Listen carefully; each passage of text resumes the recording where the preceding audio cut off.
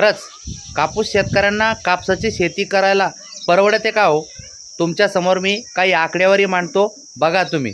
मित्रांनो, एकरी जरी हिशोब लावला आपण तर शेती काय तयार करण्यासाठी 2,000 रुपये, बियाणे 2,000 रुपयाचे, बैलजोडी मजुरी 3100 रुपयाची, फवारणी 3 वेळा केली तर 4,000 रुपये, निंदणी 4,000 रुपये, वेचणी 7,000 रुपये, त्याच्यानंतर खताचे डोस 6,000 रुपये, औषधी 2,000 रुपये, आंतरमशागत 3,000 रुपये, जिनिंगपर्यंत माल पोचायचा असेल तर 500 रुपये, म्हणजे टोटल एकरी खर्च 33,600 रुपये. आता सध्याचा हमी भाव जो आहे तर चांगल्या कापसाला 8,110 रुपये आणि उतारा कापसाचं एकरी जास्तीत जास्त 5 क्विंटल, म्हणजे टोटल रक्कम शेतकऱ्याला मिळते 40,550 रुपये.